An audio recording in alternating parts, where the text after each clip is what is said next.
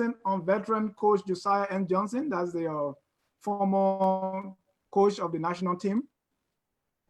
We're going to be discussing his legacy and also the future of Liberian football. With me to discuss that, I have my guest co-host, who's also a guest. That's Mr. Benedict Wise, a player of the Lone Stars, someone who was recruited on the national team by Coach Josiah N. Johnson and also been coached by him. Mr. Wise, welcome to Focus on Liberia. Thank you very much for this invitation. All right. And you're going to be helping me talk to your coach. So let's go to Coach Josiah N. Johnson. Want to say welcome to Focus on Liberia. Thank you very much. We are glad to have you. And you are joining us from, I think that's Delaware. Is that correct? Delaware, yeah. All right. All right. Okay, tonight we're going to be talking with the veteran coach on his legacy and also the future of Liberian football. I will turn it to my my guest co-host, Mama Musa, to briefly introduce his coach. Well, ladies and gentlemen, my fellow Liberians, I don't think to introduce Coach Josiah Johnson to the Liberian public we need any kind of long speech. Since we are pressed for time, Mr. Johnson spent his entire life behind Liberian football as a player, coach, and administrator. And there is no body in Liberia to exaggerate who has not heard about the coach.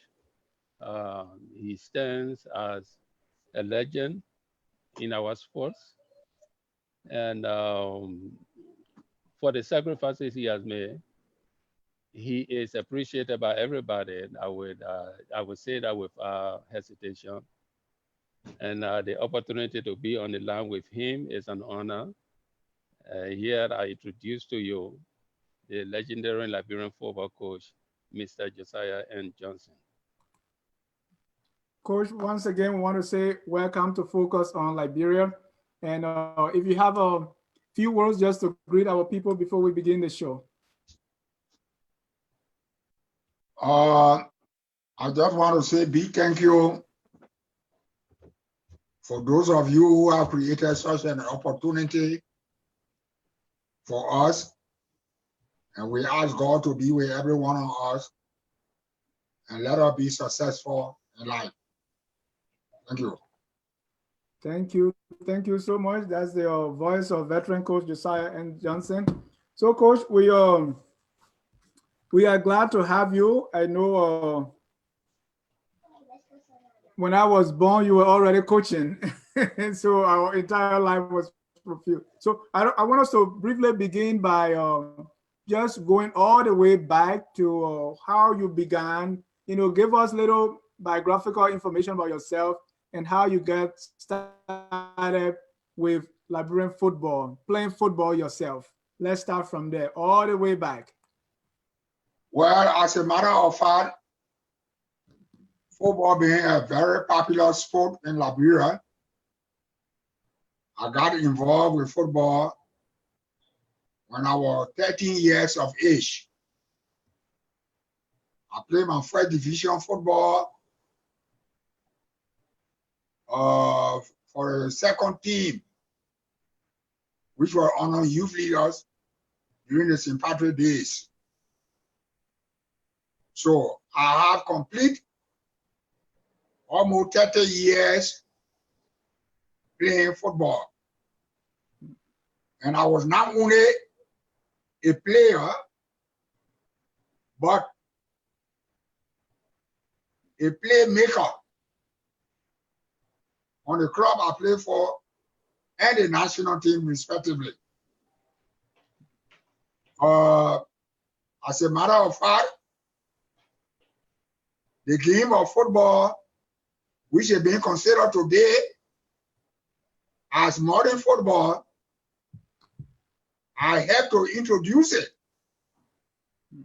Because pushing the ball from this ankle to this ankle, going on the side, where I used to tell some of the national team players and my club mate that the best way and the faster to open a sardine is always on the side.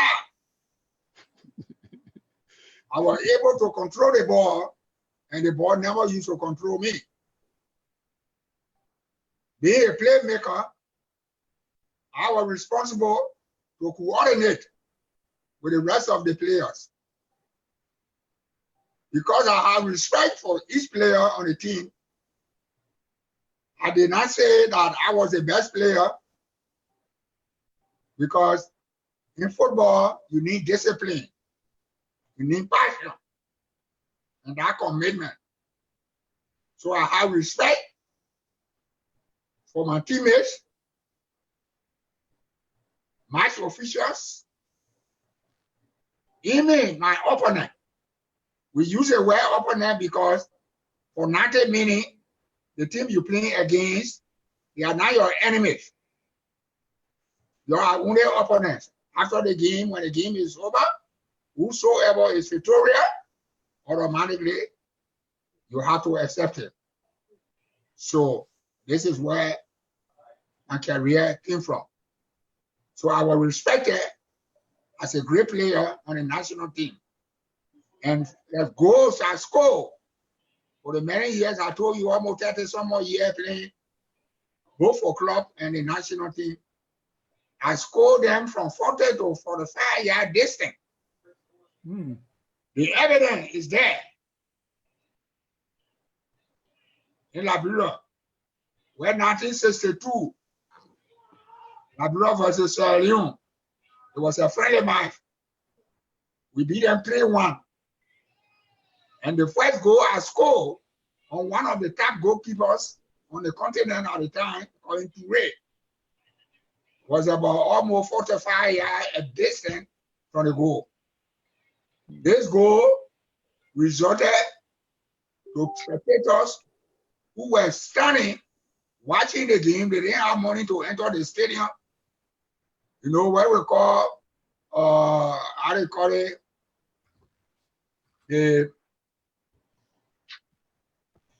behind the goal pole. Yeah. On the Lane Street way. Yeah. The health center are there. Okay. Red Cross. So standing on Red Cross on the Zine also. Yeah. My movement, collecting the ball from Josiah, the late Josiah, to me, bringing it down before the ball could rest, I have taken the shots already. So not knowing that movement of what we call Sekemu, you never go yet. Automatically, and the eye technique used, not knowing the spectators that were on top of the Red Cross building were following my movement of my body. By moving left and moving right and so on. When the shot was taken straight into the net, the goal was scored, and the Zine shot all sang in. I think 3 persons got killed from that particular. Because of that Sekemu. Yeah, that's what we call Sekemu. So that is my playing career. In order to achieve this, the legacy, I'm leaving it with you. You have to have that discipline. Right, and we'll come to your legacy, because that's why we are here. We just want to first see how you got. So you play for, before the national team, you play for some first division team, maybe second division. I learned you were born in Buto, Sino County. So did you play football there before coming to Monrovia? Which team you play for, and how you got recruited for the national team? Well, as a matter of fact, in Buto, we have the banana leaf and plantain leaf put together that we even made football with to play. So there was no league, but we used to create our own league, what we call township league. From the township to the next township, you go and play and so on. But that was not major until when I came to Monrovia, 1949. which team you joined when you came to Monrovia? When I came to Monrovia, the team I was associated with was youth leader, and youth leader had a second team. The late George Soccer, Garrison Soccer, the three of us, the late John Monkey Brown, all play for the second team of youth leaders. Youth leaders have greater players like Gideon Kerebeku, Fede Kerebeku, Francis Lawson. All these people are late. Hmm.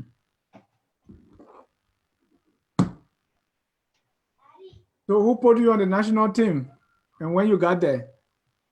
The late Marcel Bertin was a coach of the national team 1958. I was called on the national team. I was a younger player when Liberia had to go to Sierra Leone on Sierra Leone Independence Day to play a friendly match there. They went, I did not go, but I was then training with them when they went. I was a younger player. But upon their return, immediately I will stay on the national team. I was on the national team until the national team was fully registered with CAF and FIFA by Robert Bright, the late Robert Bright, and the late Joseph Richard, the late father of Mambu Richard. Went to Cairo and registered or to become member of FIFA and CAF, so Liberia will play international competition. And in the competition, the first competition we played was in the All Africa Games in Ivory Coast, 1961. I scored the first goal for Liberia in such a major competition. That was the first time. That time the name Lone Star was not in existence. Liberia national team was called City Team at the time. It was only 1963, almost the eve of Ghana Black Star and Lone Star, Liberia at home. We were hosting them. That Lone Star name, it came from our club in New Crook Town. From this, the late Joseph J.F. Cheslin, who was then Director General of Sports at the time during the tournament days, he then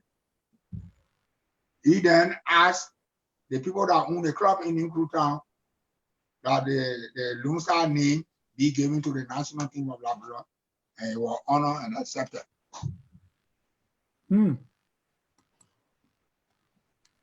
Benedict, you have anything for the coach? Yeah, coach. Then into the 70s, the early 1970s, at what point did you begin to consider being a coach in Liberia football? I was relieved of my security portfolio with the late President Todman, and a scholarship was offered to me in 1971. And I went to Germany. I was in Germany when late President Todman took the operation in London and did not survive. Immediately when I got back, the late Philip Robinson and our English coach, Dorina, was in charge. But I was used as a coach player on the national team. So I was totally now assigned with the Sports Commission, presently called the Ministry of Youth and Sports. 71, while serving as a coach player, a vacancy came to the Sports Commission, which was Secretary General position for sports, and was offered to Mr. Philip Robinson. Then we have something in the military called dress, red dress. Automatically, I have to step in now as a national football coach for Liberia. So at that point, 1973. Okay, so at that point, you never thought about being a coach? No, I knew that I was going to be a coach. Okay. I was set up, but probably not to that level. Okay. But I knew within myself that with the leadership ability that I have on the field of play, commanding ability, directing the player, motivating them, doing things for them, automatically I will be a good leader if I want to become a good coach. I want to get a position, I will definitely be a good coach. Okay. So you became a coach of a national team, that didn't have the resources other countries like Ghana, Nigeria, Morocco committed to their national teams. How difficult was it for you to work effectively as a coach? Well, in the first place, I have never boasted that I was the best coach in Liberia. As I've always said, as I told you people who are trained and made you to be players, that I was privileged, I was blessed by God, that I have good players. Because I don't think a good coach can go to a carpenter shop or go to the general market and collect 11 players and train them, and they can become good players. Players born with that type of talent. Take for example, like our president today, in 1 year he won about 3 titles in Europe.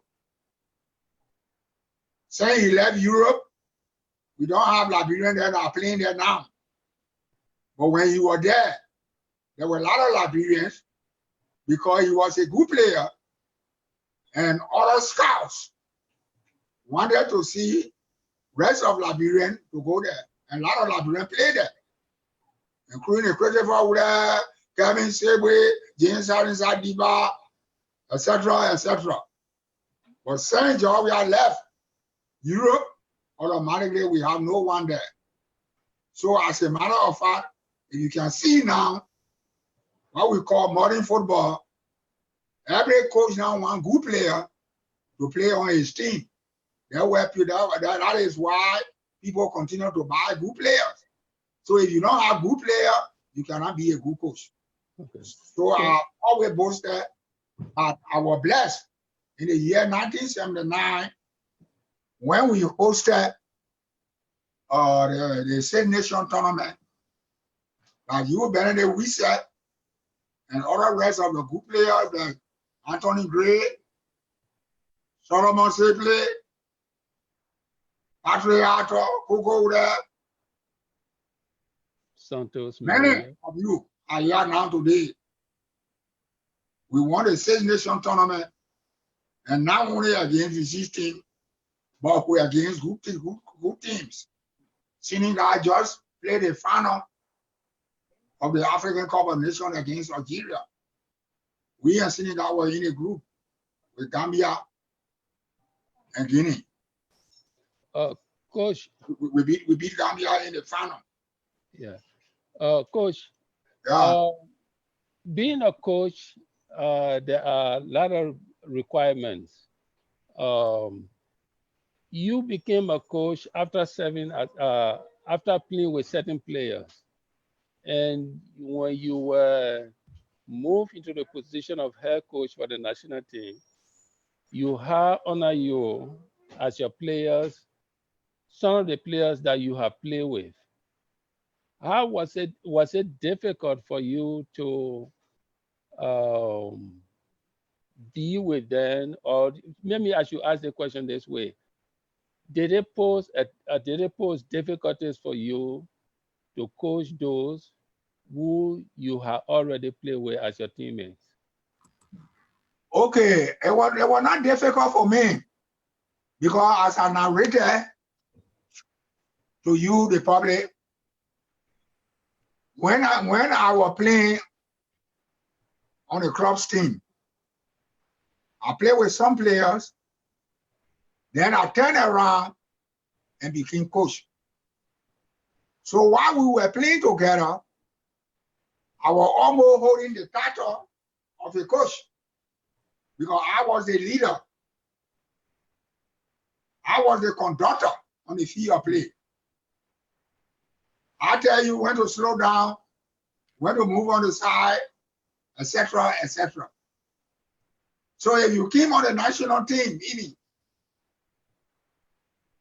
and I was not playing anymore, you believe in me. That trust and confidence was always there. Now, what I told you when we were playing together is the same thing that you are going to do. So it was not difficult for me. I had a passion for the game, and the bigger thing that I exhibited, that I want every player to emulate from now, is we must respect each other. And when that respect is not given, when it comes on the line of discipline, I will discipline you. That you saw during the Six Nations tournament, 1979, when late Sekou Gomen, who was the best goalkeeper in our country, was dropped from the team to play Ghana Black Star or friendly match. All of a sudden, I dropped Waka Aaron, one of the best. He comes on, then you on the bench. When I take him up, I bring you in. All of a sudden. But when he comes on the line of discipline, I was not gambling with discipline.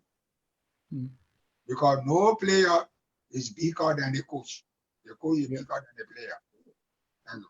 So, coach, moving from being a player into a coach player and then coach, what were the challenges facing the national team and Liberian football at that time? Well, let me just tell you, to become a coach, especially in Liberia, the tax is not a small tax. I will want to boast of my success for 2 or 3 reasons. The leaders of our country, the late President Todman, did not play football, but imagine that you were able to have taken his white property, which is the Anthony Thomas Stadium, and give it to the government of Liberia for a stadium for football to be played. It was Thomas administration again that caused Liberian to go abroad for sports administration and football coaching, starting with Philly Robinson.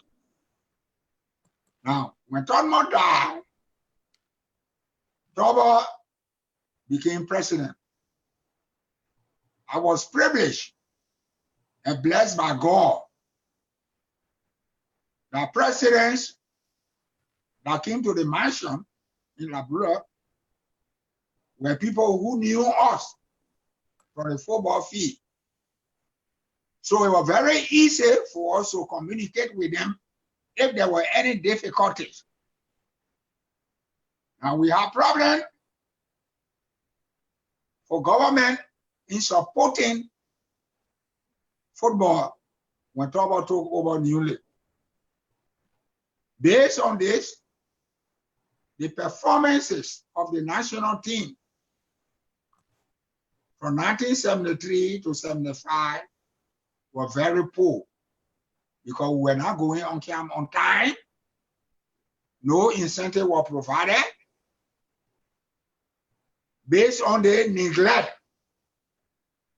we went to Ghana. Ghana beat us 6-0 in Accra. And return match, we lost 4-1. 10 goals we received from the hand of Ghana Black Star. I wrote the late President Toba a letter to immediately have a retreat with his cabinet. So we discussed sports matter. The popular name I have in Liberia, J&J, is the same name that you trouble used to call me. Because at that time, I was close bodyguard to late President Thurman when you were then vice president. So you knew me. Upon the acknowledgement of my letter, he immediately replied and informed all the cabinet minister that we're having a sport meeting, especially around football. Why Liberia lost massively to Ghana? What is responsible? We met, and the late Willie Knuckles was Secretary General of the Liberia Football Association. John P. Bear, the late two, he was the president of LFA at the time. We met, and I explained the reason Ghana beat us. The player Abu Razak, who scored 3 goals in Monrovia, he received $350 as a per dime in order for him to play for Ghana Black Stars. Why is he in Ghana? He's going to school free. So, Mr. President, most of these players, their poor children, or their parents are poor. They're coming from poor family. They don't have money to continue their education. Please let government provide scholarship. And then let every player on the national team should receive a little stipend so we'll be able to buy a bag of rice, etc., etc. That will serve as an incentive. Yeah. We will not have the same money that Ghana is receiving or Nigeria is receiving now, but we need something as an encouragement so as to motivate the players. So when I got through, probably immediately summoned his cabinet minister downstairs at Chief Compound on Camp Johnson Road. The building now is destroyed and they are being renovated and turned to a new building, even the Manasseh administration. They came up. Immediately the president acknowledged my message. And the last one I gave him was, we cannot continue to play on ATS fee. Please go to China, because the Chinese, People's Republic of China, were building stadiums all around. They're building one in Sierra Leone, they're building one in Gambia, building one in Mauritania, and one has already been built even in Benin. So I believe that with a bilateral agreement, the influence automatically will come and assist us. This is how he consented and assure us that you are going to China, that everything I put on the paper, the recommendation made, they are all accepted. Nothing is going to be accepted. That's how all sporting organizations in Liberia was on government payroll, including our best talent player, Toba Natipote, was getting even the same $60 a football player was getting, and so on. So, as a matter of fact, I want to say that I was blessed that because of my contact with presidents, when trouble went to China, he brought the Chinese to sign the stadium. The stadium was not completed until the coup assassinated him, and then the whole completed the stadium. I continue to say, I have said it in Liberia, and I will say anywhere in the world, there was trouble who built the stadium and who only completed it. So that's it. So there were a lot of challenges, but these challenges were put under control because of my influence and contact with leaders of our country. Well, ladies and gentlemen, if you are just joining us, this is Focus on Liberia. We are discussing the legacy of Coach Josiah N. Johnson and the future of Liberian soccer or Liberian football. Our guest, of course, is Coach Josiah Johnson. He has been assisted by his player, Benedict Wisse, commonly known as Mama Musa. Hey. So yeah, go ahead, Benedict. Yeah, coach. We talk about challenges as coach. Then I think someone around 1978, if I'm not mistaken, Bert Trotman arrived, and he was given a car and a house. And you who have been the coach didn't have the convenience to drive to practice ground and go back home. Even though by that time the national team had a bus that transported players, pick up players, and took them to practice and back home. But looking at that experience where a European was brought in and was given a car and a house, did it affect you psychologically? Or as a soldier, you kept marching on to perform your duty? Okay. Let me throw clarification on it. Okay. Ben Trauma was sent to Liberia by the German Football Association as a vassal Okay. to the Liberia Football Association, so as to help in organizing our national league and give helping hand to the national coach when there's a need for the national team and so on. All expenses were paid by the German Football Association, Okay. not Liberia government. Okay. But traditionally, you know fully well that whenever a foreigner comes to our country in the areas of football, coaching, and whatsoever, he gets more money and more incentive than the citizen himself. But one good thing I will always boast about is all of the foreign coaches that we have hired, that the LFA and the Ministry of Youth and Sport have taken, none of them have given us any maximum result, positive result, any good record regarding our national team. It's always either the coach is a Liberian. That's it. So that record is there. The record I can boast of now, which is the Six Nation tournament, was Josiah Johnson, head coach, Victor Sier, deputy, Mamu Riche,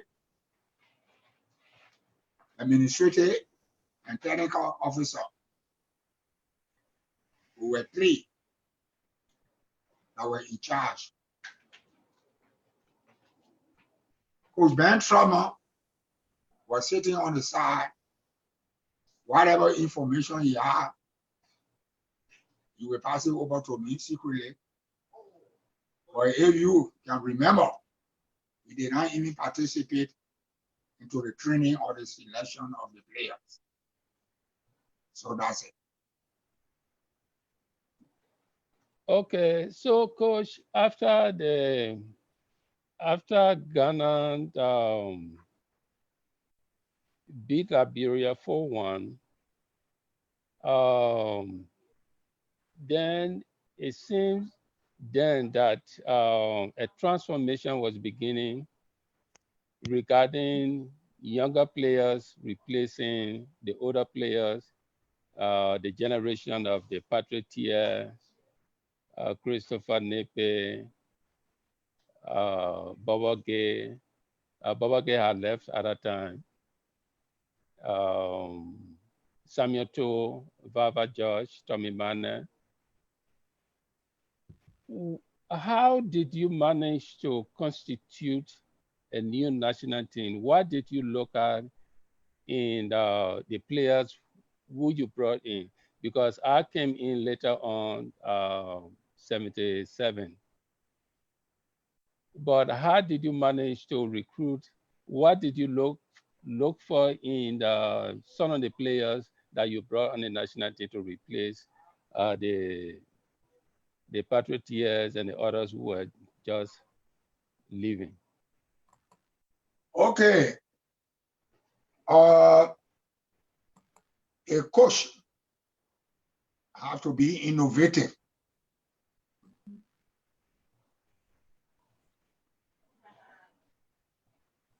Having used Baba Gay, John Monkey Brown, Patrick Tier, Baba Joy, etc., etc. These were the players that we used,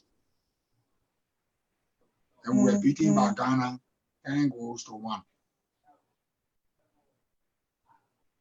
Now,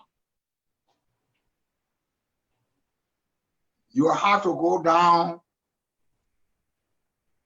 to the grassroots. And before going down to the grassroots,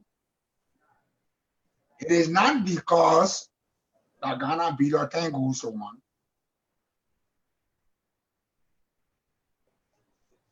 You know, a coach, you have to be a coach and be a teacher.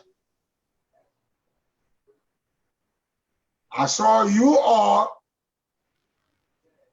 down the line, other playing for ABC, Wakayaron from ABC, Saba Yansio from St. Jerry, Frank Jericho from St. Jerry, down the line, where the St. Jerry group to PHP. So I used to go all around to look for you all. But I was waiting for a specific period where I will be able to take 80% of you in dropping John Monkey Brown, bringing John Monkey Brown for who? I will bring Murray Joy. If Murray Joy is not available, I will orientate Sapa Yansio from number 11 position and put him to number 5. Say Monkey Brown was the best number 5 back in the 50 and 60. Automatically, the same left foot that Sapa Yansio is using, the same left foot Monkey Brown was using, he was a good stopper. So looking at Sapa Yansio structure also. So that comparison of players, automatically you have to put it together. This is what makes you a coach. Not only to be a coach, that is, you will be coaching, at the same time you will be teaching.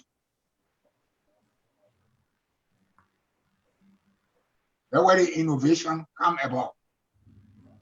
So we were innovated in a way that innovation automatically help us to make sound selection. When we took the first national team of the outside before the Six Nation tournament to Sierra Leone for friendly match, 1976, you did not go. Other went. But I saw Benedict Wisse, who I gave the nickname to Joan Croft. This is why the number 14 jersey of Croft was turned over to you. on the national team. I can still remember that your number 14 came from the late Joan Croft of Holland. So, in short, every coach, you must have a vision. And you're planning. You have long range, you have short range. There's a saying that says, sometimes you cannot show an old dog new tricks. But in some cases, in whatever formation you're going to work with on the field of play, you always should be able to use what we call piano system. In piano system, every key gets your own music. And because every key gets your own music, so in football, sometimes you blend the old with the new. The old player may not have the physical fitness. So the youth that have the physical fitness automatically will meet the challenges. But on your team, the reason you were successful is because Frank Jericho could press. Anthony Namwe was strong. May his soul rest in peace. Sandro Maria was strong, and he played all the positions on the field of play with the exception of goalkeeping. Santo was the older player among you at that time, including late Michael Kaplan. So you have to combine both the old and the young. And everybody has a role to play. Coach, yeah, we'll soon open our phone lines. People are eager to call, but I have a question because I think of all the Liberians, you are the most quoted. It's hard for people to quote Liberians, but you are the most quoted. So I want to actually find out from you whether you really said this or not, and what was the scenario that football is a biscuit. Football is not biscuit. Football is like biscuit. Yeah, it's like biscuit. Okay, so you really said it. Yeah. And what was the situation? Okay, the situation was when President Tobo questioned us how we manage for Ghana to beat us 10 goals to 1. I told him, Mr. President, football is like biscuit. The size you want for it to break, it does not break there. If you send for one pack of cream cracker now, and you want to share it equally with your cabinet minister, it will not be possible. Somebody may not even get any. And so, Coach, because of that, I have a biscuit in my hand. Yeah. So we can try that. So Yeah, you can try it. Say you want to get about. All right. I want to divide between you and your player. We appreciate it. You are right. So it's all over. This is why I said you must respect even your opponent. Don't underestimate anything. You saw the African Cup of Nations that took place in Egypt. Teams that people take to have reached final. Some of them didn't even reach the quarterfinal as a game of football.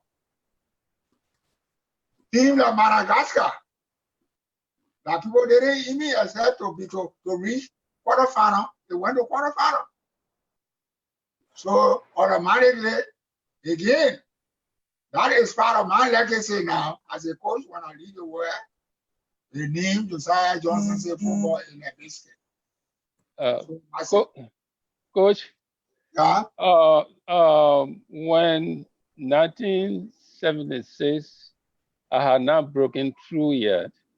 When I was attending Sanford Dennis, and having seen me play in the high school league, you invited me to practice with the national team. At that time, even though I was with Batman, but I had not played a single game. The first time I went to Lone Star practice, I think it was after, that was 1976, almost at the end of 1976, after my first game for Batman against Cornerstones from Ghana. When I went to practice, after you invited me, I came across certain words, and I will say them, and you explain to our audience how and why you use them. Improvisation, diagonal pass, peripheral view,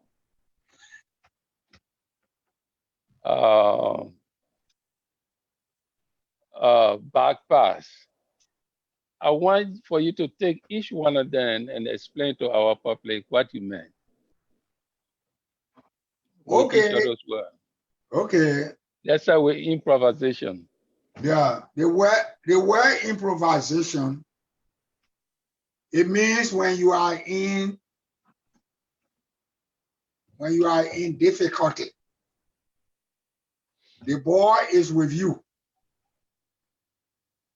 And what is more important in football is ball possession. Now you look, your teammate is not coming to assist you. He's not giving you support. He's not making himself available. He's not moving on the other side, opening space. So you will be able to relieve yourself of the pressure that you are under.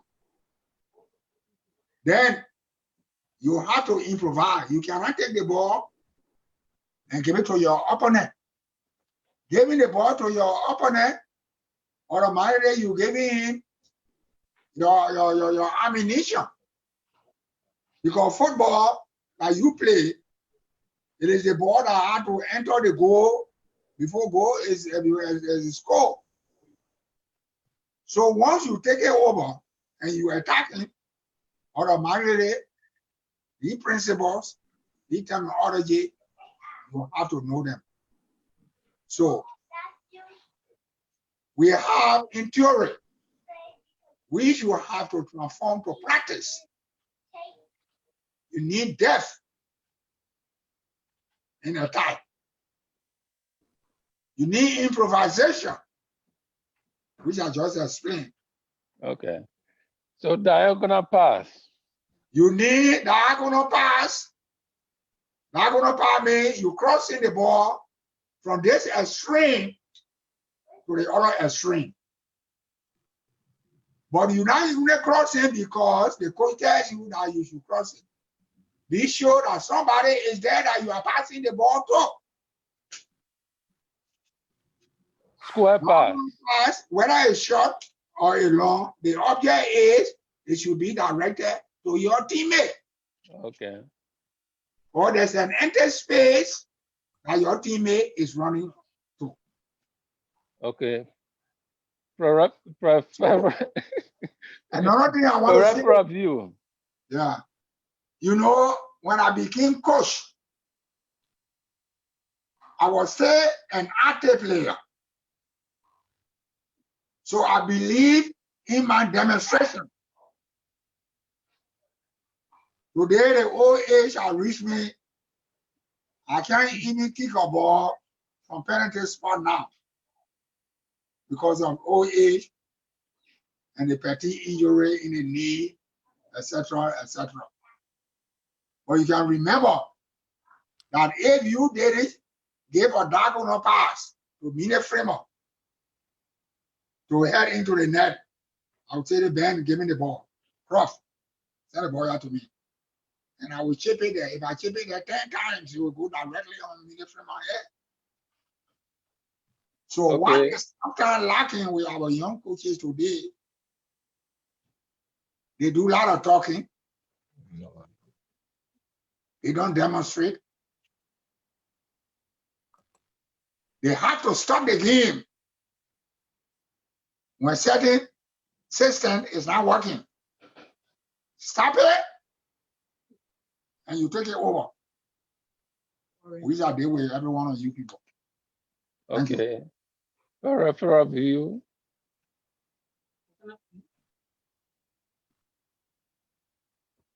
Before Coach, you can you answer, hear me? before you answer, let me give the number to our audience to call. Yeah. If you want to join the discussion, you can call us and talk to the coach, 706-684-0392. Again, the number is posted, 706-684-0392. Call and join the conversation. Coach, Yeah. yeah, let's go to Liberia football today. How is it? Well, the football of today in Liberia, it is difficult. And who made it difficult for us? I said it in Liberia, and I've been seeing it. The dissolution order that was given by former President Charles Taylor, because Liberia did not go to World Cup by beating Ghana. We didn't beat Ghana. On the lie, he accused President Weah. President Weah sold the game to Ghana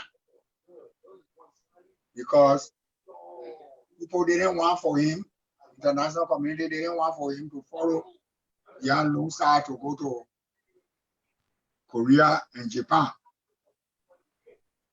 I went over EC 108 with Team Mandrate, and I condemned that decision. I was brave enough, God wanted me to tell the Liberian people that I said football is a biscuit. Then we went to Ghana.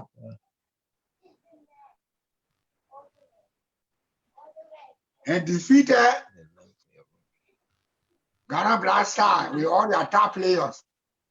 Michael Ishen, them, I was playing for TSC and so on. 3-1 in Accra. Who say it was impossible for Ghana to come and beat us in Liberia 2-1? That's a game of football. We begin to make people to know that in football, the game is not won until you should have won the game. Don't be too complacent.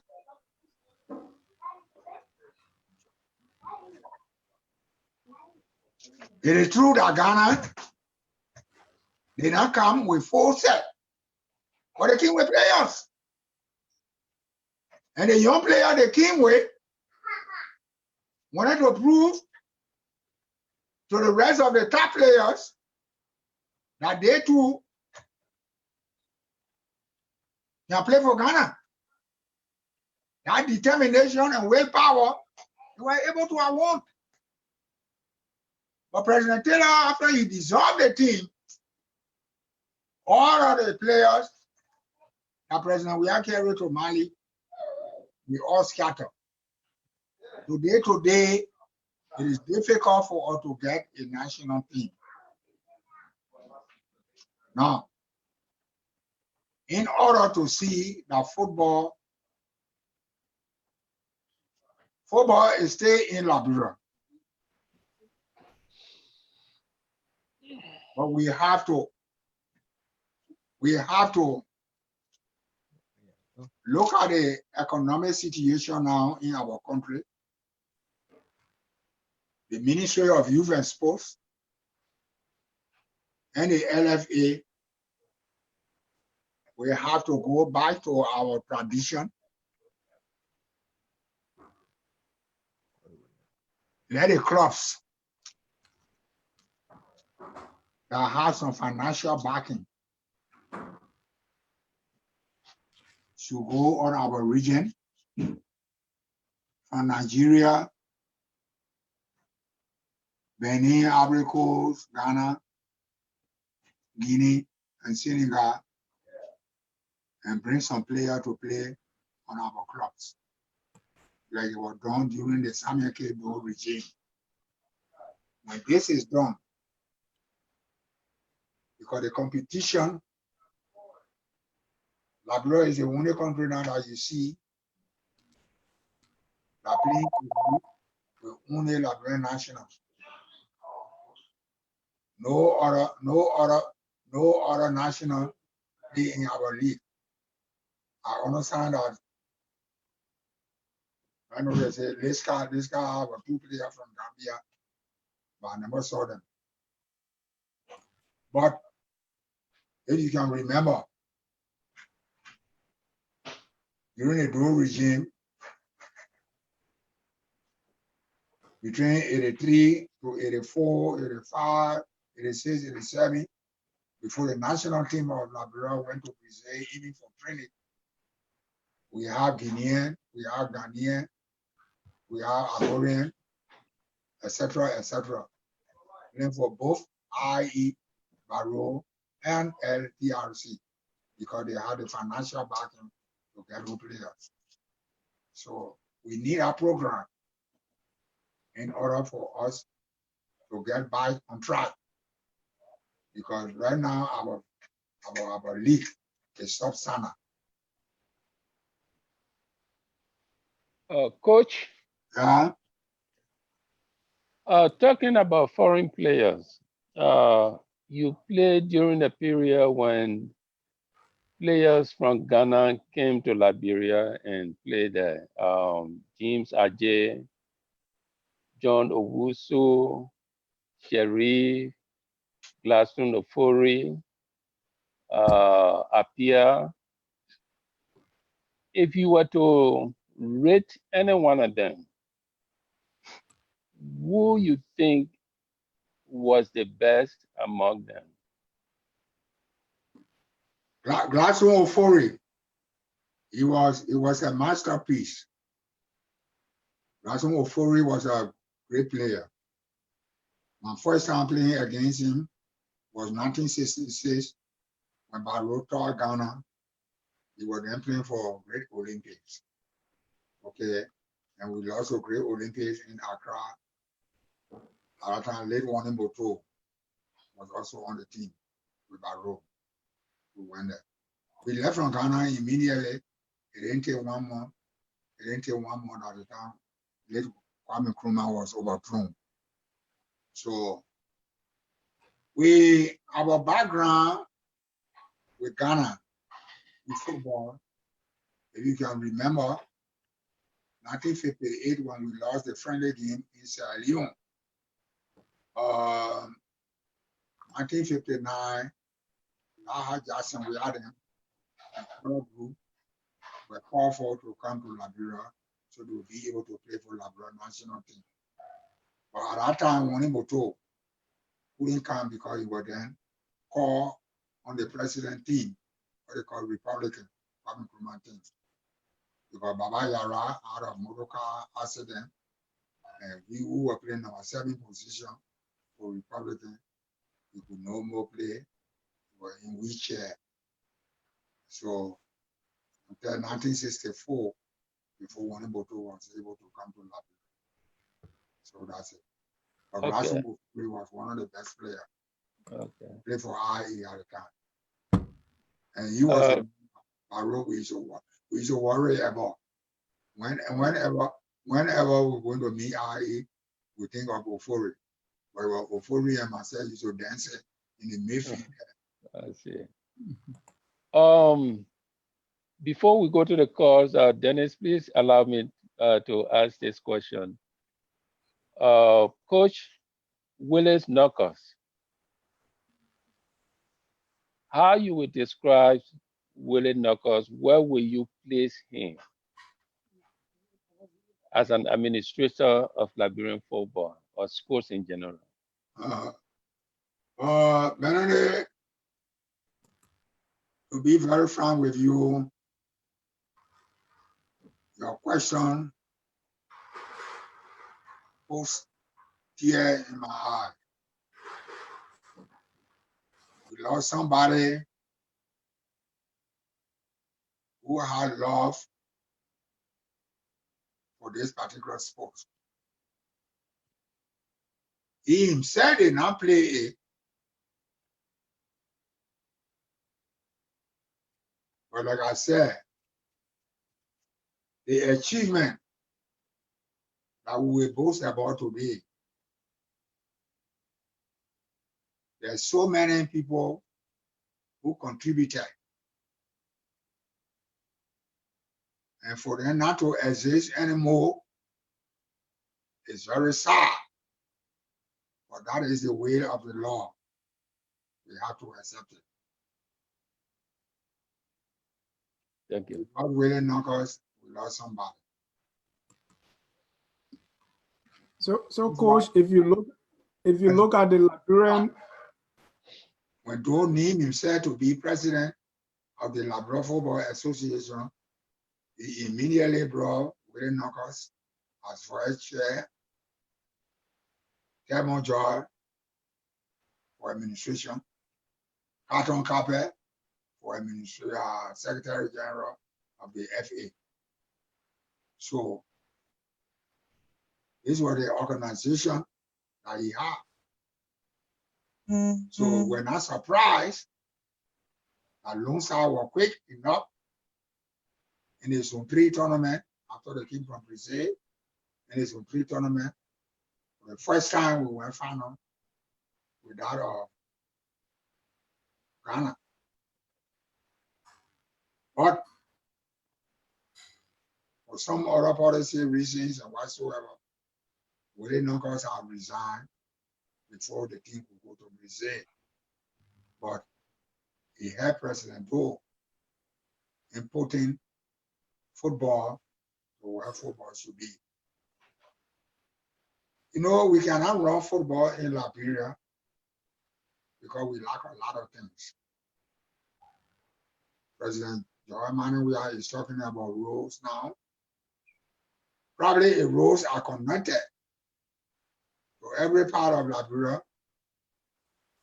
and many stadiums are built where teams will leave from Monrovia and go to Sando and play and come back. It will take you about 10 hours to go to Sando and come back. You can leave from Monrovia or 6 o'clock in the morning, and you reach your Sando 3 o'clock. And you play your game and you come back. You don't need to sleep. Coach, that's it.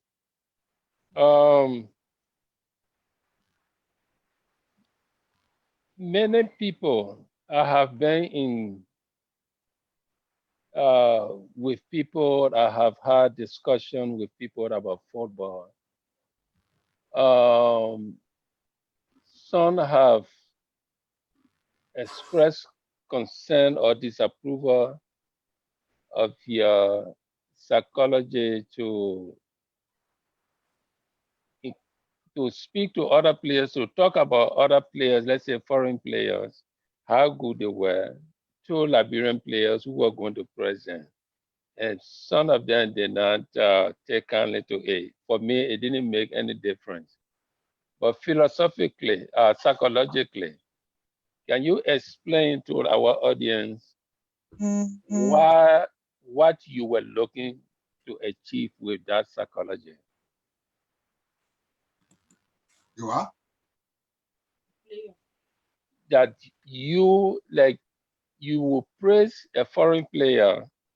Let's take for example, Fokenepe will praise Razak, and you will tell him, Razak is good, Razak is this. If you are not careful, he's going to do this to you. Many people did not understand the psychology behind it, and I want for you to explain that to them. Okay. Yeah, it's very simple. As a renowned coach, before I play a team, it's better for me to know the strategy, the weak point and the strong point of my opponent. Now, if the strong point of Senegal is in the midfield, automatically I have to tell my midfielder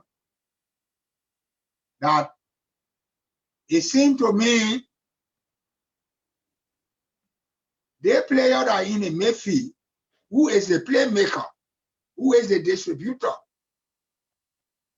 you need to mark him closely. Don't allow him to put this ball under control. If you allow him to put the ball under control, automatically he will organize the play and they will reach to our penalty box. We did that. If you remember, for to qualify over Ghana for the first time in the history of our football in Africa, between we and Ghana, 1988, where they have a son now, open it, the back close. Abedepele was not giving room in our match. Remember that when we play in Ghana, and Ghana was giving him penalty to Besma save it. Abedepele couldn't get playing to come to play that match in Ghana. All of a sudden, he had the opportunity of coming to play the return match in Monrovia, where they were depending on him now to play his scarlet tactics, the distribution, and etc. But I instructed Friday Rabble that they match, we are playing 10 against 10. You and Abedepele, you're out of the game. You're not scoring, you're not distributing. Your job is only to keep your eyes on Abedepele. Okay. So it's always good for the coach to know his opponent. Yeah. And advise his player exactly. It doesn't mean that he's threatening you, or he's challenging you. And if you don't take that instruction, all of a sudden, the result will be negative. Okay, Dennis. Okay, Coach, we have a caller on the line. Caller, your name and where you calling from? My name is J. Yankwe Zeze, calling from New York City. Mr. Zeze, your question or comment? Yes, sir. I like to ask the honoree, my coach. I was at the university somewhere around 1975, coach. And one of the things, I don't know whether I'm correct, that you told me as a number 2 player that I should stand at 45-degree angle when bringing the ball to me. I don't know whether that's correct. And if so, is that principle still applicable in today's football? Is it what? Coach, you told Yankwe Zeze that when you play number 2, you should stand at 45-degree angle. No. Why you said that, and if it is applicable today?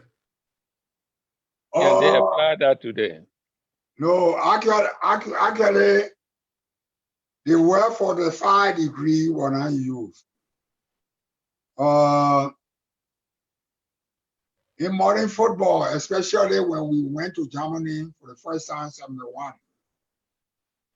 And we saw players like Betty Fox playing the German number 2 position.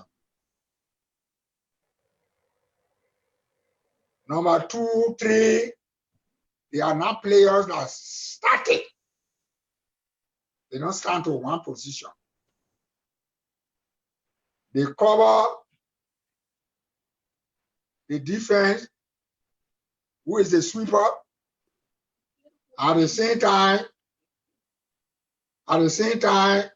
they overlap and support the attack, etc., etc. Okay. But I can't remember that for the 5 degree I'm talking about. Yeah. In every defense, That more than 40 years now. yeah. So the two and I left the coaching since almost 25 years ago. Dennis, I would bet Coach said it, but he can't remember now. I can't remember now. I believe he said it.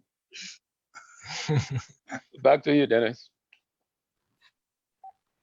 So, Coach, if you look at the history of Liberian football, at what point or what period will you say this was the glorious day of Liberian football? Call from wireless.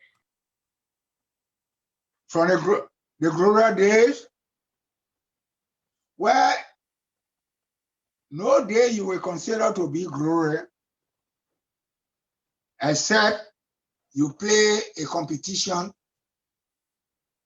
and you won that competition, which is a Six Nation tournament, our glorious day. Then the next one, we will call the senior one, to qualify for the Nation Cup, and if possible, to go to the World Cup. So we say, for the first time, that Liberia was able to have won the Six Nation tournament when Willie Knuckles, Honorable Estrella Bernard, was Minister of Labor, Youth and Sports. Automatically, that's a glorious day. If Ghana beat you 5-4, 1964, as a matter of fact, you still lost Ghana. So you can't be say because we score 4 goals and Ghana score 5. So I don't give grade to such a result. My result here is when I go on the field, I want to win. If I don't win, automatically I have not done anything. We have another caller on the line. Caller, your name and where you calling from? My name is James Momo. I'm calling from New Jersey. How you doing? James Momo, I'm great. How are you? How you doing? Your question or comment to the coach? Well, I just want to commend your program for bringing forth J&J for this conversation, and especially getting the wizard. I think Mama Musa used to call him. I mean, it's just this platform is just unique tonight. Thank you. J&J, I want to find out when you were a coach in Liberia, were you able to really train anyone that would just come out to follow your footsteps? Because these things you're talking about are very critical. Were you able to say, look, this is my representation when it comes to the national team or developing so in Liberia? Coach, you got a question? No. He said, with all your coaching, can you look at somebody where you able to man is the one who's going to start shoot? You coach anybody or they post that? And, as a matter of fact, there are a lot of players who have already followed our footsteps. That is the game of football. You need to have passion for it. It is true that you need motivation. But if the incentive that's supposed to motivate you are not coming, are you going to neglect your passion? Josiah Johnson will tell you, no, make the sacrifice.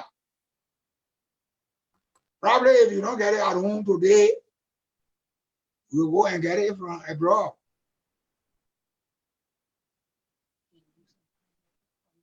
Thank you. We have another caller. Caller, your name and where you calling from?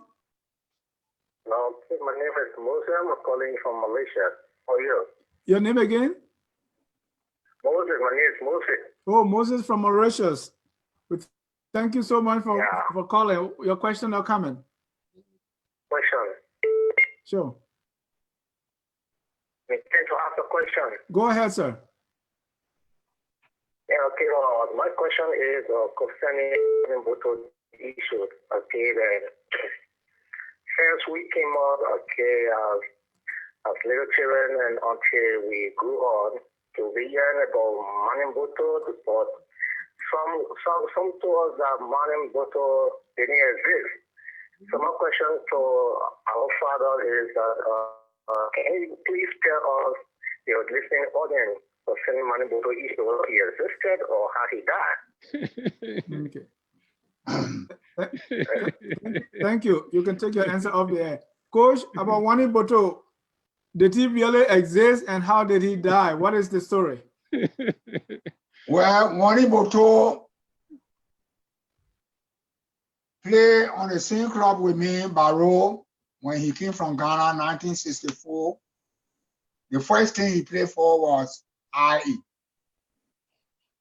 But when he saw me playing against him, he secretly came to me and said, I'm coming to Barrow. Because the same pattern of play that you have is what he wanted to was having. So he decided to come and play with us on Barrow team. Okay. We traveled to Ghana and we played 3 clubs in Ghana, 1966. 66, we played Great Olympic in Accra, we lost there 2-1. We lost to Kodokod 2-0. And then Brown Ahafo United 1-1. Upon our return, the memorandum that was signed is that these clubs had to come for return matches and so on. So Olympic came, we beat them. Kodokod came, we beat them. The last team was Brown Ahafo United from Sunyani, Ian Kumasi.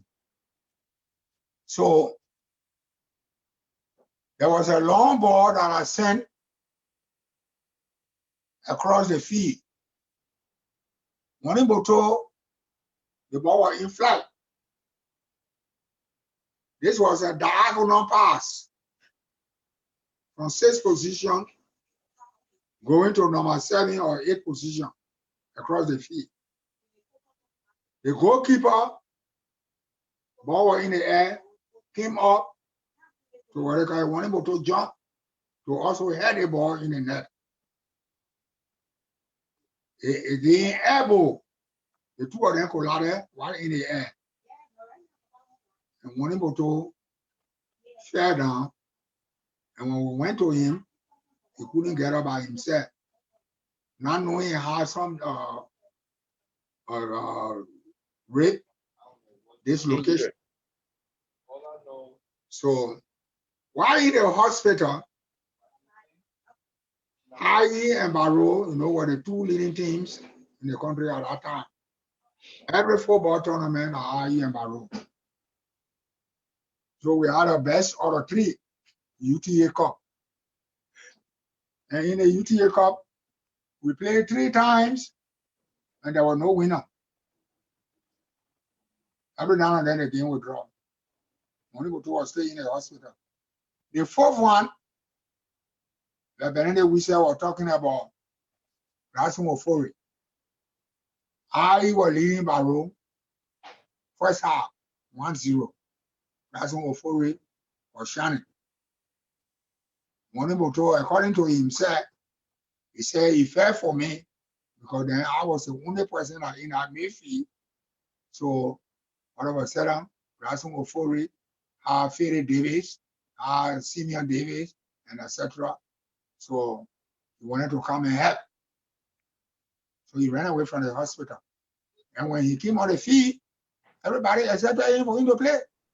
All by road official. So Morning Boto was giving Jesse. Those days, we didn't have regulation.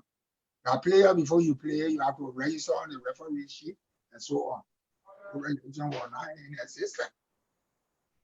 Morning Boto played the game. However, the first pass he gave to the late master, he scored 1-1. People thinking now, the same Morning Boto, we are going to win the game. They particular game again ended in a draw. You know, during tournament days, you don't play on Sunday.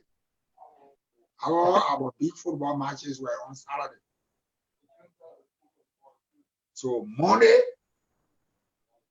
morning when I went to work, the doctor had the government hospital where you were hospitalized before coming to play this game.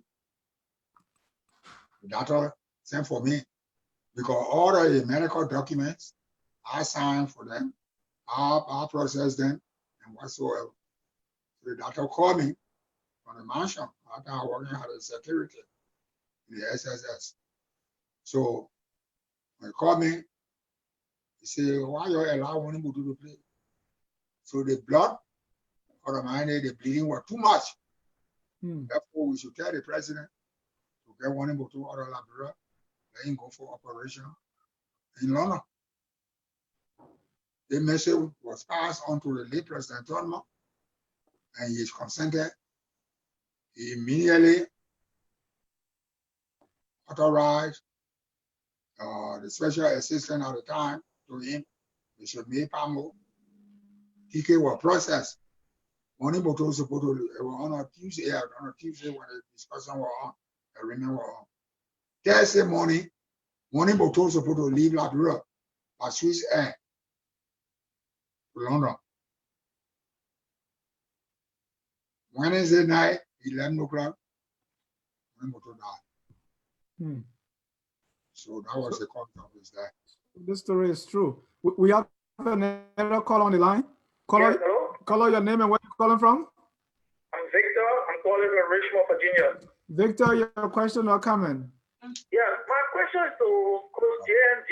I was a kid there in Liberia. There was a game, Lone Star was able to play, and I think the player was, it was not Saka, it was broke. Yeah. And everybody was telling J&J not to allow the player to play.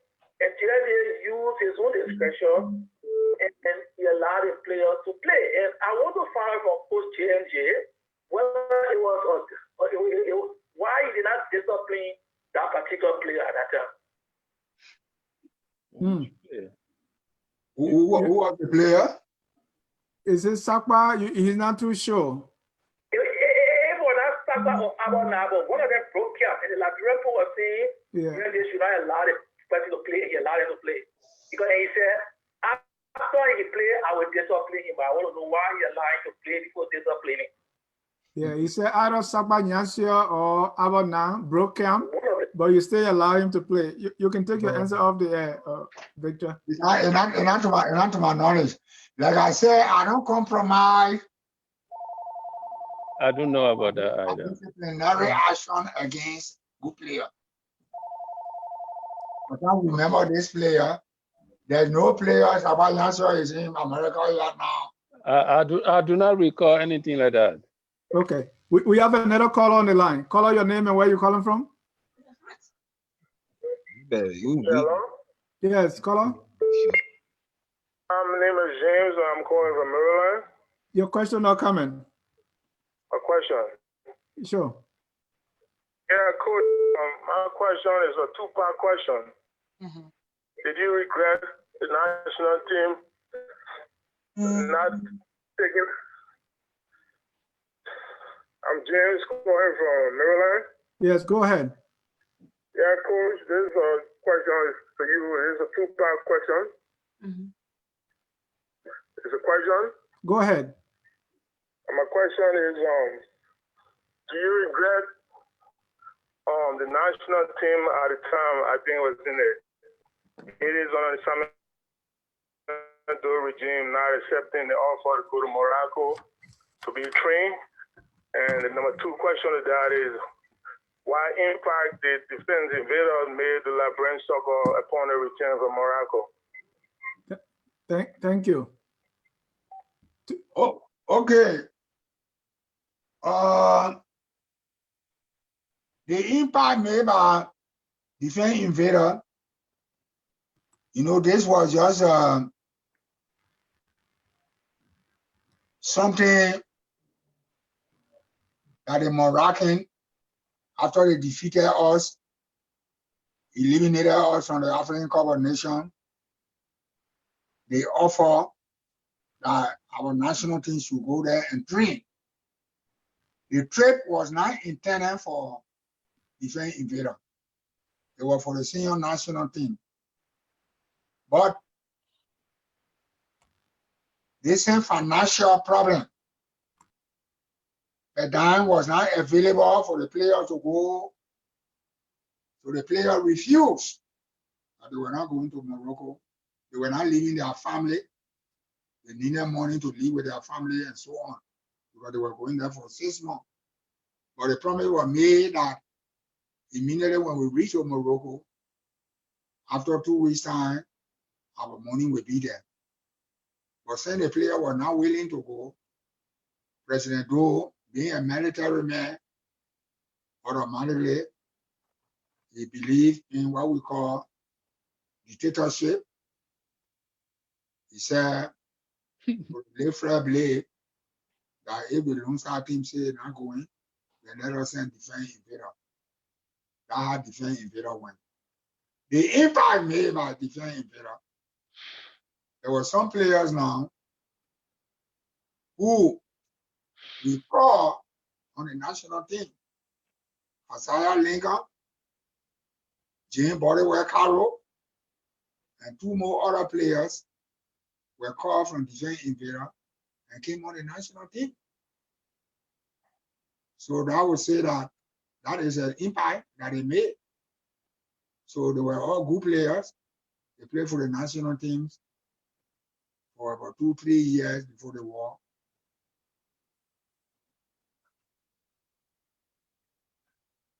Coach, one last question before we go to our next segment, which is the future. But caller, your name and where you calling from? Dennis, how you doing today? I'm doing excellent, and you? Well, I'm doing pretty good. My name is Julius. I call you from. Hello? Julius, go ahead. Your question or comment? Yes. My name is Julius. I call you from North Carolina, Shadow. My comment, I really appreciate my program. This is my first time listening to the program. This is the best program I've ever listened to for the Liberian community. I hope I can have the opportunity to talk with you off here. Thank you. We're available. Yeah, so I just keep finding the information and the talk show. I really enjoy the coach. I don't have no question for you right now. I keep following, but I just appreciate your program very, very much. I'll call you later. Thank you very much. Thank you. Thank you. Thank you. So coach, if you look, in the future, 5, 10, 20 years from now, where do you see Liberia football based on where we are now? Okay, let me just say something here to you. Okay. Football today is money, and we should all pray to God that whatever economic problem now that the government has on hand should be resolved. So the plans, the good plans, the road connectivity, building some mini stadium in other places, as I said, that will make football to be decentralized.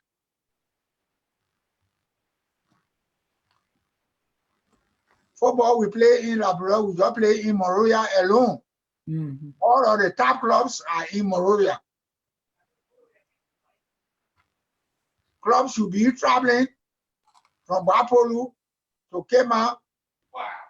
Teams will come from Kema, coming to Monrovia to play, etc., etc.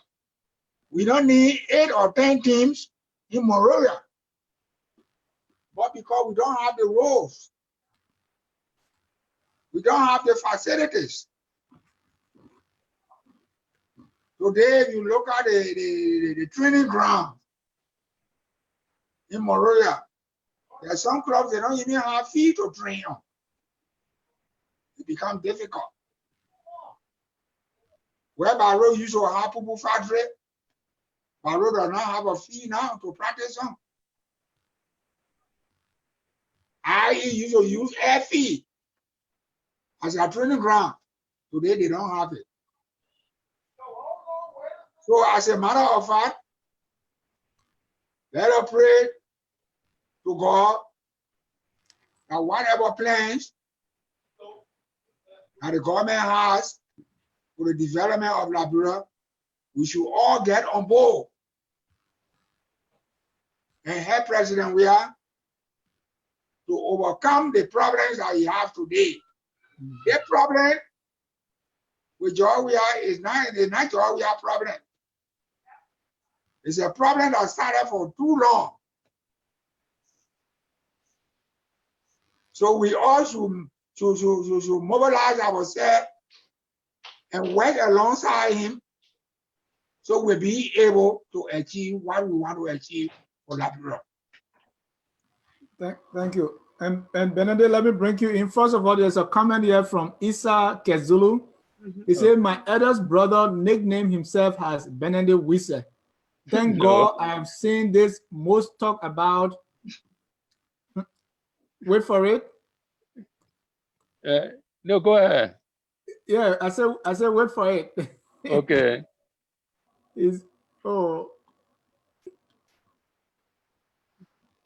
I'm listening. I want to keep you in suspense. Okay. Okay, so Issa Kesulu, let me use my phone.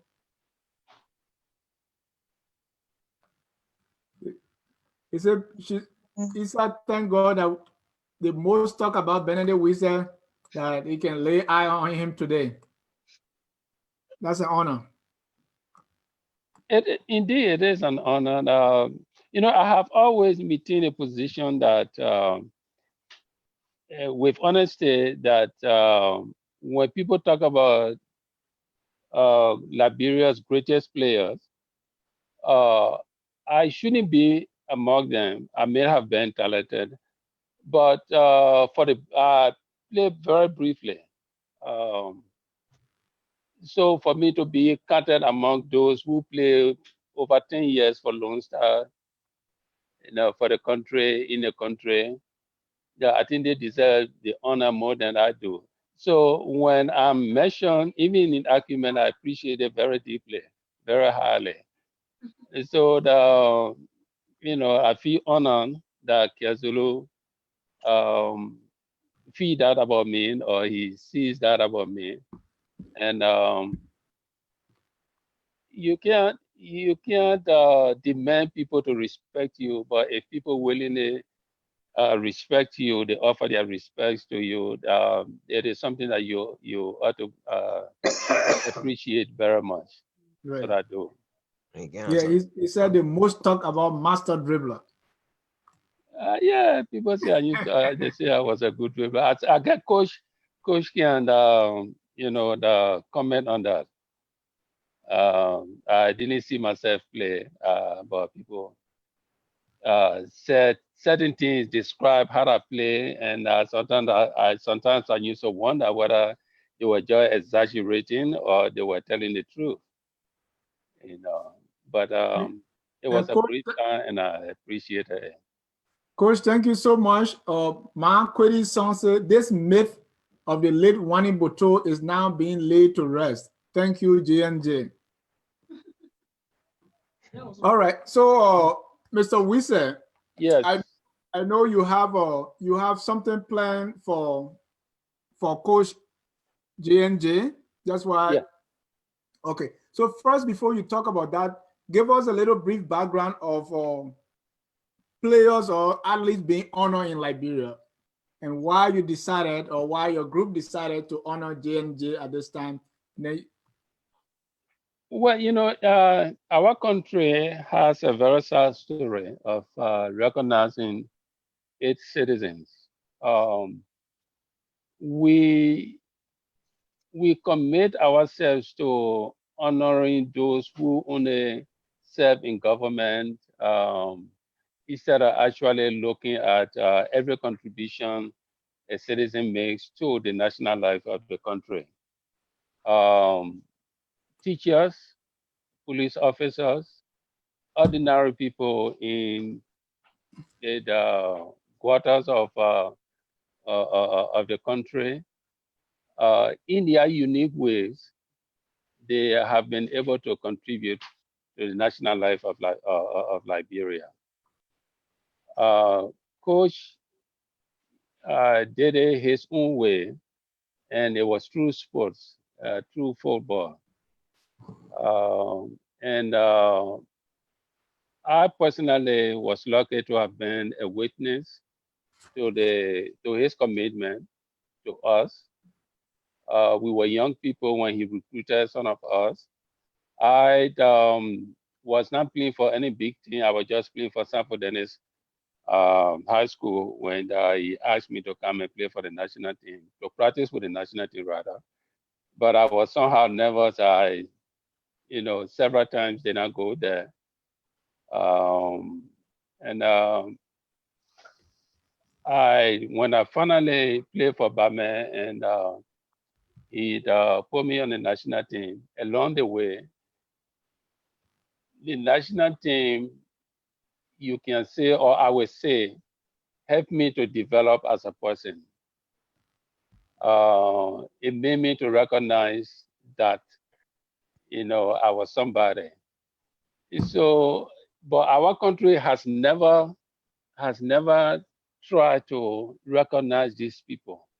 And for somebody who, for the past 50 years, has committed himself to Liberian football as a player, as a coach, and as an administrator, you have to look at every Liberian in the past 20 years to be able to find somebody with that kind of resume of contribution to the national life of the country. So I think this man, he deserves it. And I hope our people will come into the program, will rally around us, answer our calls for us for the last time to say thank you to him for what he did for Liberian football in the country. And I will come back to you to give us details of that honorary program. But Coach J&J, how do you feel that your former players, those you recruited, they are honoring you? And probably this is the first time you've been honored, if I'm not mistaken. What is the feeling like? Well, as a matter of fact, we will not say thank you as yet until that day comes.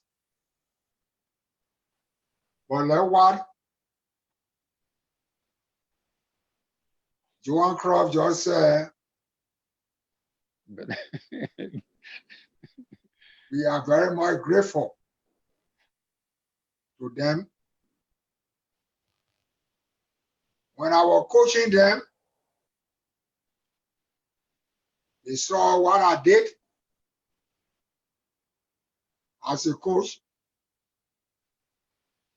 And I even play a fatherly role.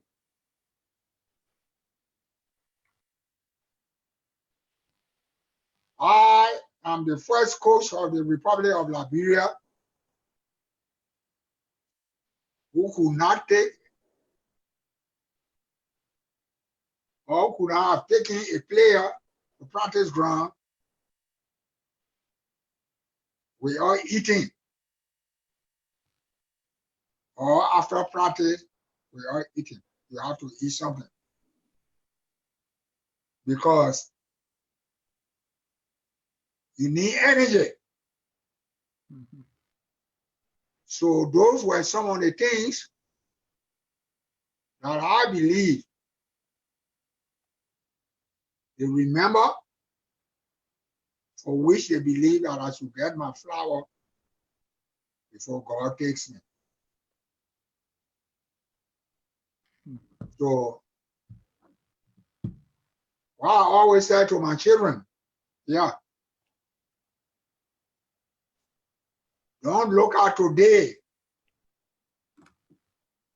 You should look at tomorrow.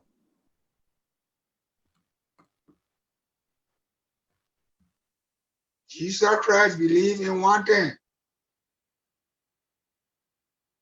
not biological family. But once you are born and you are part of Christ, you will behave like Christ. I never segregated. May the soul of my wife rest in peace. Today, it is not only our biological children that are taking care of us now. There are others, including Benedict Wisher and members of his committee that have invited us here. We say, let God continue to bless every one of us. Thank you. And Mr. Wisher, I'll come to you for details on the program and who can attend. But Coach, there's a question here on Facebook. What do you think about sports, especially football, being handled by the association instead of the government? I believe government involvement has hampered the development of sports. So Dave Jai is asking, what do you think about that? Sports or football in Liberia being handled by the FA instead of government? But as far as I'm concerned, even when Samuel K. Doe, as a military leader,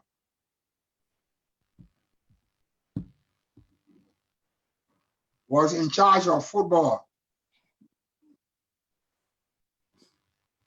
the purpose for which I think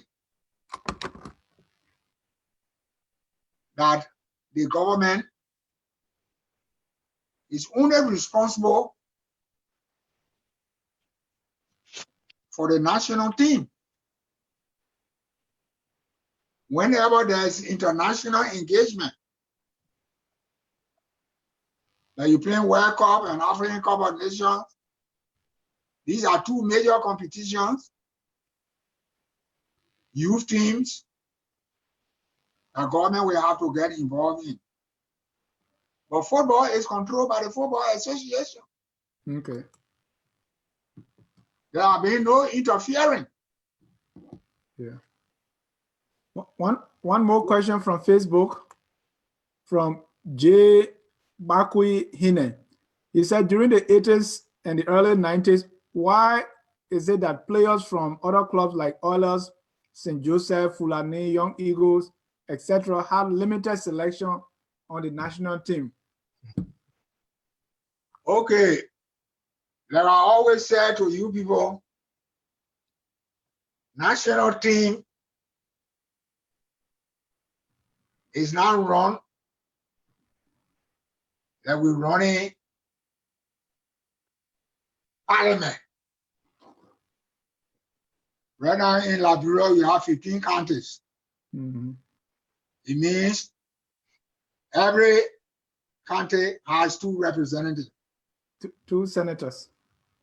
two senators. Mm. Okay, 2 senators. Yeah. Then the bigger counties in the House of Representatives, some of them get 5, some get 6, some get 7, Yeah. some get 14 down the line. Now, this is not a case of a national team. The coach, if he's trained and innovative, you need maybe 3 or 4 teams, 4 clubs to select your player from for the national team. It doesn't mean that because you get 20 first division team, so all the 20 first division clubs, you're taking 2 from there to make it 40 players for the national team. You are only going to start with 11 players. You need to get players who are already coordinated, who understand each other. So I and Barrow at the time when we were playing the Six Nation tournament, and you look at and say gave you the selection. You have Philippi as our goalkeeper. You have Solomon Sibley on the right-hand side of the central defense. On the right-hand side of the number 2 position, Kukule. There were 3 players in the defense coming from one club, Barrow. Philippi, the goalkeeper. Kukule, the number 2. Then you have on the right side, number 7 position, Waka Heron. So you check 4 Barrow players commanding the right side. Then you have Saba Yansha and Anthony Namwe as 2 defenders, number 3, and central defender, Saba.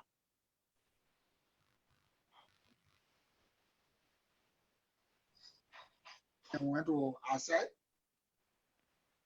But you have been playing for IE the whole while. So they understand each other. On the same left side, you have Frank Jericho Namwe, number 10. So the left side of the successful Lone Star that won the Six Nation tournament was commanded by IE. St. Joseph had only 1 player, the late Market Tabla, number 11. Then Paul Broad, before he went to Germany, they are also a player of IE. So they knew each other. On the Mayfield side, Teacher Gray, Anthony Gray, what about setup? So we're successful. Right. Church now, we welcome team. Automatically, they don't feed all of the players in the country on the national team. Because you need coordination. Thank you, sir. It's not a team that you train regularly. They're not the military camp that they are in camp. You record them anytime so that you keep them together. Like in time of peace, you don't think about war. This is not the way we run national team. National team players are called based on the competition they have. Right. And you just look among the players and know exactly who understand each other. Because the time is short. So I understand it now. If you have a patch, you're going to suffer.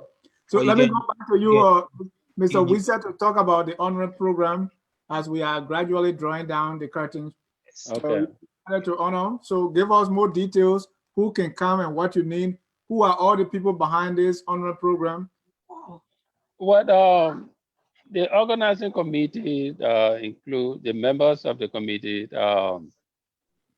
Gerald Verdier, Simply Weir, Abona, Sakwa Nyasio, Alfred Anderson, Majua Cooper, Cyrilla Jabba, Rebecca Bro, um, Fokenepe, Joseph Fokenepe, Sabato, Anthony Sabato Nimlen, Joseph Akwe.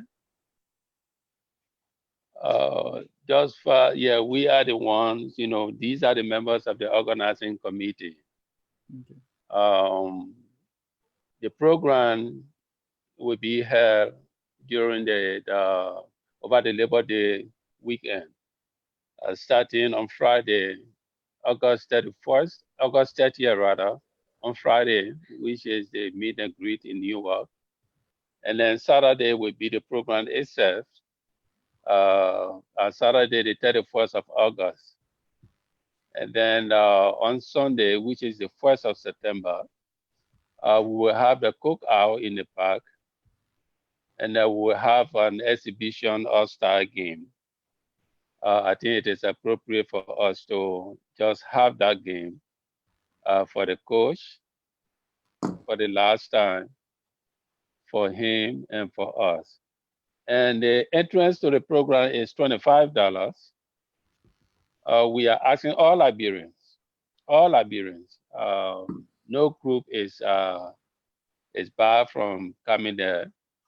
We ask all Liberians to come to the program to offer their support to this man, to the idea behind the program. Perhaps it will set a precedent for us to begin to recognize people, to honor them for what they have done for the country.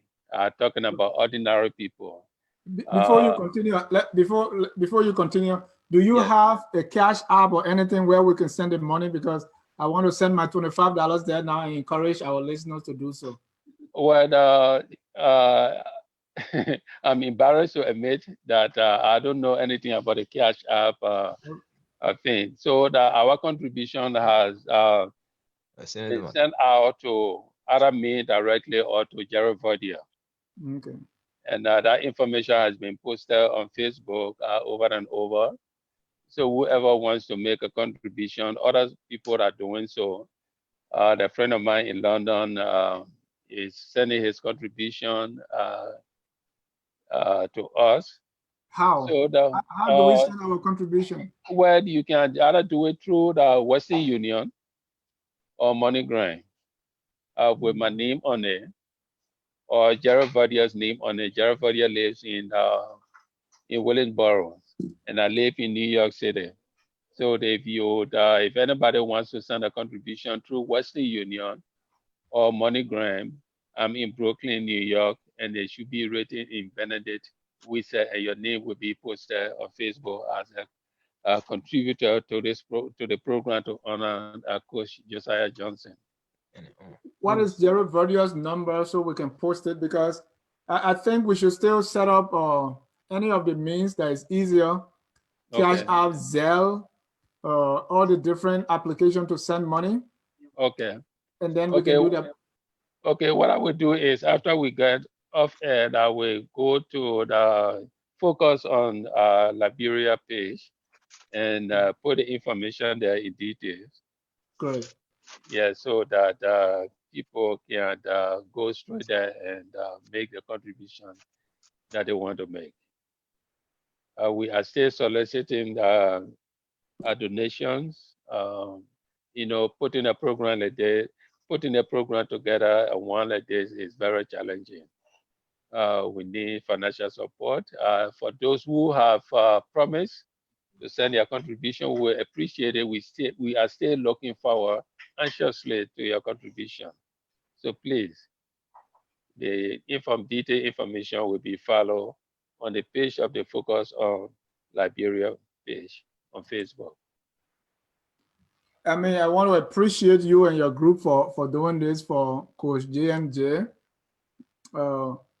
because we don't see this quite often. We are, in those days, we were all united by sports. Today, there is so much division and there's politics and everybody is fighting everybody. But even in the midst of it, sport kept people together. I was in exile during the war years, and whenever Lone Star was coming, Lone Star was playing in Ghana when I was in Ghana. I remember I was at the sports stadium in Ghana when we beat Egypt. I think it was 2-1. And that brought us together. As we learned, even during the war, that when Lone Star was playing, people would stop. So where do you and your group hope to carry this? After J&J, what do you expect to do next so as to continue doing something like this? Well, we hope that it can move into a permanent direction, into a direction of making it permanent for us to, do this. But the conversation has just begun among us as to whether or not this should just be the one-time thing, or it is something that that we should continue, not just honoring people, but after they have been honored, and what do we do in terms of working with other players, those who are falling on the wayside, what can we do for them? So the conversation is going on, but for now, it is just the organization of this program is our focus. But somewhere in our certain area of our hearts, we want to transform this into a permanent organization and efforts to move forward with recognizing our people, whether they are basketballers or footballers. We have other Charles Worsford. I didn't mention his name, but he's a member of the committee. He's from the basketball side of sports in Liberia. We are engaged in discussion about how we can make this a bigger effort. Okay, so let me go to you, Coach, as we conclude. How do you want to be remembered?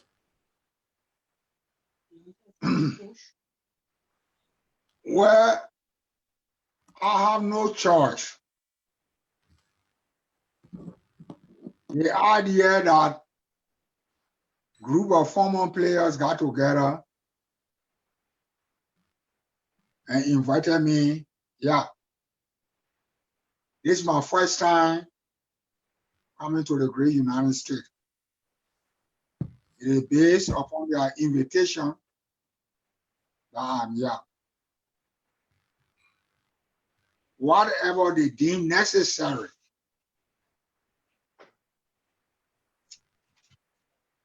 that will not bring constraint on them, that will make them to be encouraged in order that other Liberians will come and enjoy such a benefit. I will appreciate anyone. As a matter of fact, you know, the Benedict said, Liberian mentality,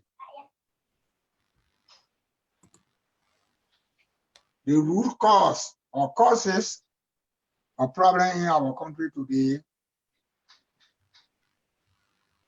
some of it derive from the neglect of people who you entrusted sensitive position to,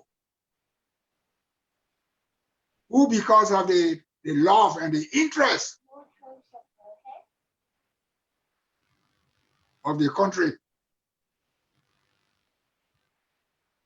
we were afraid to take $10 from any player money, because the player will get discouraged and he will not be able to give you the result.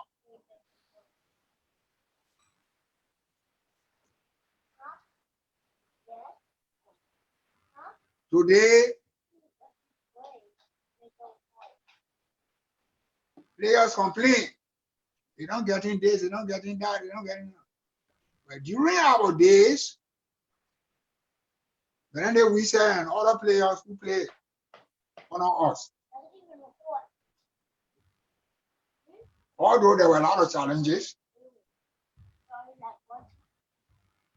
sometimes we don't go on camp on time. But it came to a time we use our influence.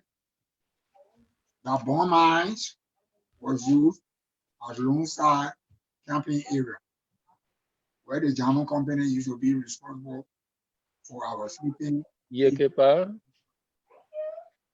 So that's it.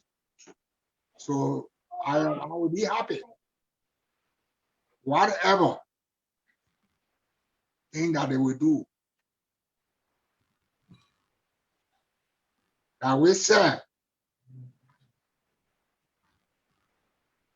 as a motivation for others. That I want to be like Coach Josiah Johnson.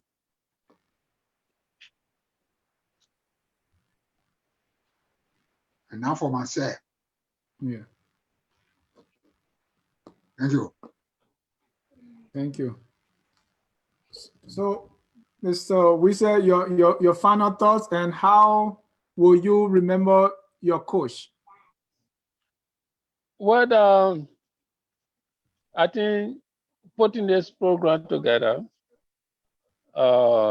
reflects exactly how I feel about the man. He was my first coach. As I said earlier, when I was going to Sanford Dennis, I remember that high school league, we played Swan. And we beat Swan, I think about 7 to 8 goals to 1. And score 4 goals. And I remember the Swan number 5 was walking behind me, saying, "Oh, you guys just in Monrovia playing football. You guys do not go to school." And I told him, well, that's why we are scoring all these goals, because you are not supposed to be here.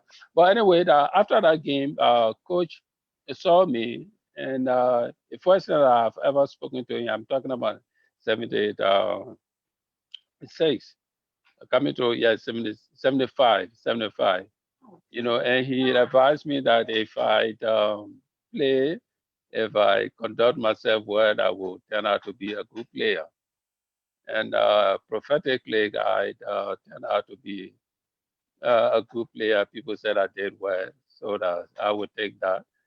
So I see him as somebody who opened the doors for me, because at the time he invited me on the national team, as he said earlier, things were much better for national team players financially. The money that President Tobor had to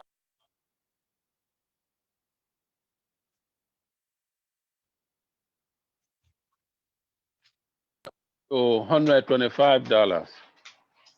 So for me, that money, receiving that money every month when I went to national team, it helped me to live independently, to even help my father pay his rent in West Point.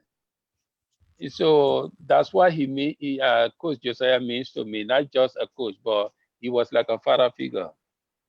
So putting a program together, it means a lot. I'm happy that it's coming to happen. Even though last year we encountered difficulties, ministers betrayed us. We were not able to get a visa on time, but we persisted, and here we are. The program, God's willing, will take place Labor Day weekend from August 30th to September 1st. Thank you very much. Thank you. Let me go to you, Coach. And Mr. We said they are asking for Cash App. So let's work together and create a Cash App or Zelle, because there are people online who want to pay for their tickets now. Okay. Okay. Thank you. All right. We will do So that. let me go to you, Coach. We are ending the program now. We just want to hear your final thoughts as we close our broadcast tonight. We really appreciate you coming and sitting so long to be with us. Okay. I will say a big thank you for the program that you put together this evening. There are some informations that people might have heard today that they never heard 40 or 50 years ago. So it's a great opportunity for all of us. My appeal to every Liberian, we should unite. It is unity that brings about strength.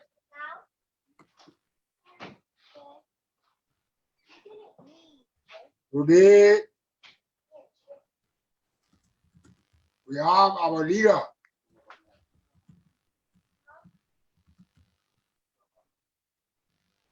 If things are not working well,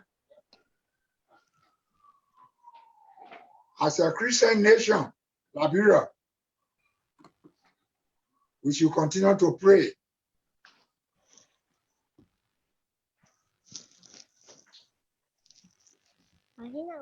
Let our president be blessed Why are you not waving to us? with the wisdom of Solomon.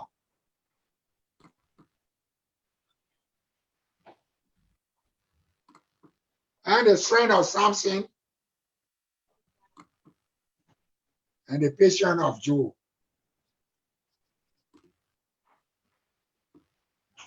It is only one earth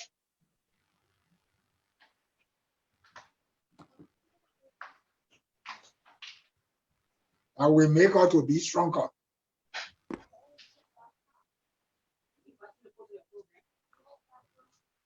We thank you. See you. Thank you. Thank you. Good night. Say good night to my coach. Good night, Coach. Coach. All right. No, we can see you. Thank you. See you. Coach, thank you. That's my granddaughter. Oh, Good okay. Coach, thank you so much. And Benedict, I want to thank you and I appreciate you even for what you and your group are doing for Coach. And again, as you said, this is the beginning of the conversation. Let's continue it. I want to thank all our viewers on Facebook who are watching us now.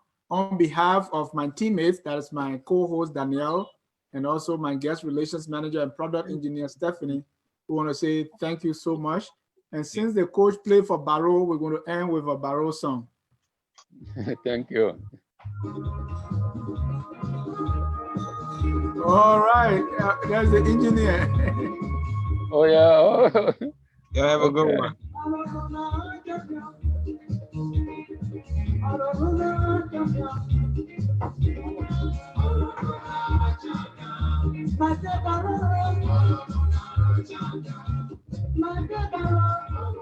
Until then, from me to you, good night and God bless you. Good night.